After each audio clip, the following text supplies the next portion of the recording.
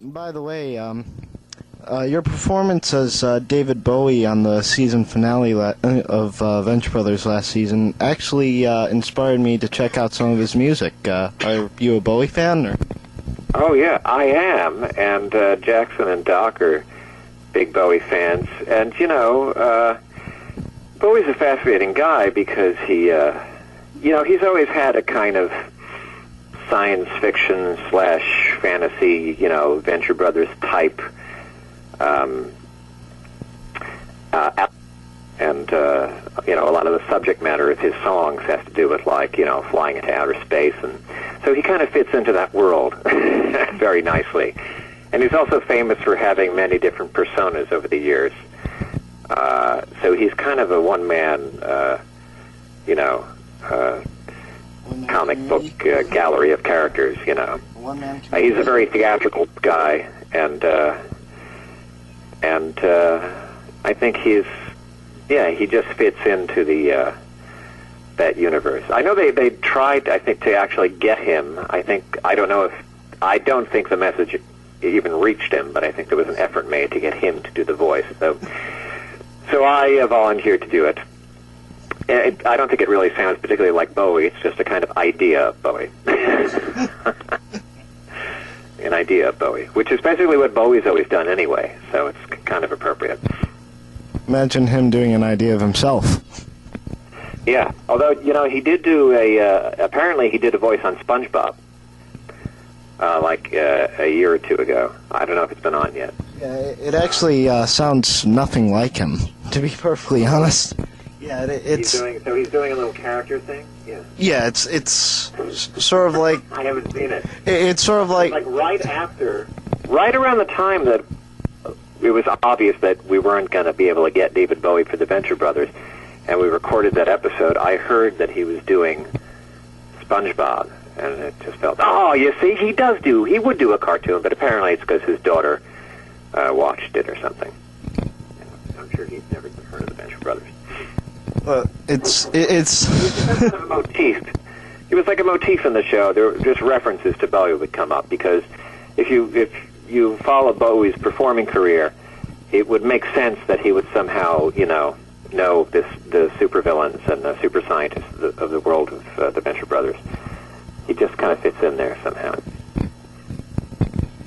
Speaking of classic rock, in a recent Beatles-inspired film entitled Across the Universe, you played Sadie's manager.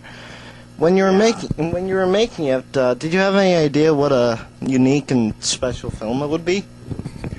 I had an inkling because I knew Julie Taymor's work, and I knew, she was a really visionary sort of director.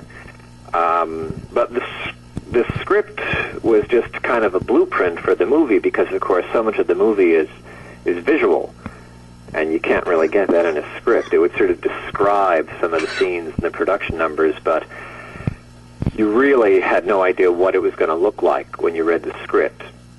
As the story, the love story is fairly simple, and the dialogue was fairly simple, so you didn't have a sense of, there was no way of knowing what she was going to do with this material.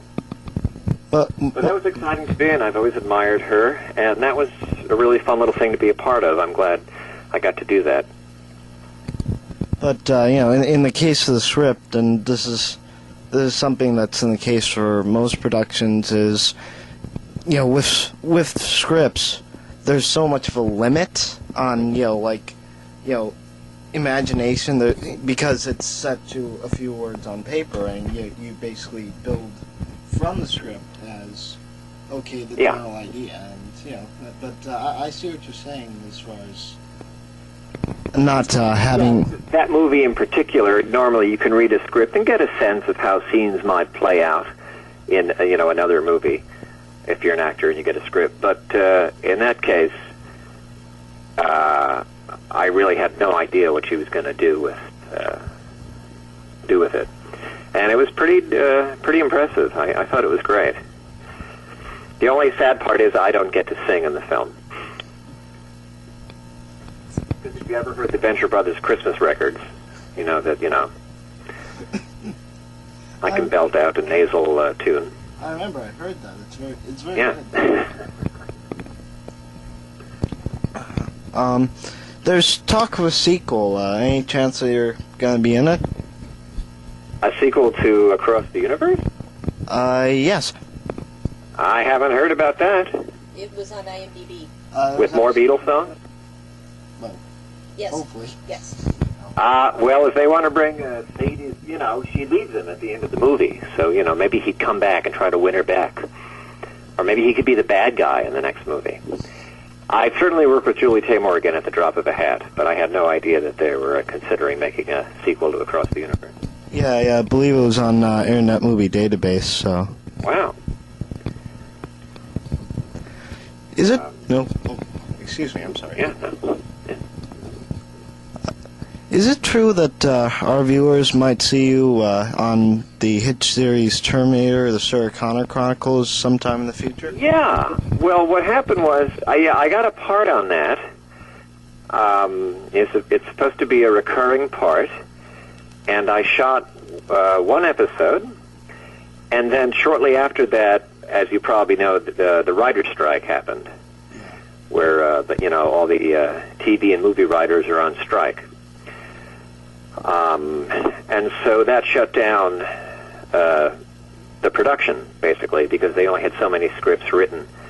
I think they got about 8 or 9 episodes that had been written and shot. So the current season is only about 8 or 9 shows. Normally, an initial season would be about 13, and then a network would have the option to make more.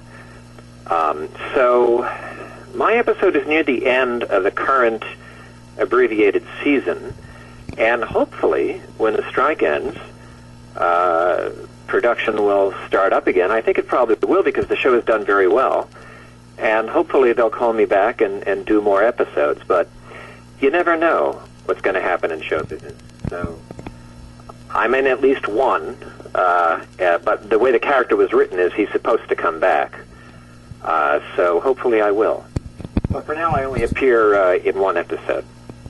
Well, the good news about showbiz is if you have a show that's popular like that right now, it's always a chance of it coming back. Done really well. And it's gotten a very good response critically, I guess. So it's fun. I would love to be a part of more of those shows. The episode that introduces my character, I'm only in like a couple of scenes. So I don't have a lot to do in the first episode, but it could get really interesting, as it does in the universe of the Terminator. But I can't give you any spoilers in that either. Darn. You'll just have to watch and see who I am. I'm not going to tell you. Darn. Yeah, I'm a guy who looks like Urbaniak, and it kind of sounds like Dr.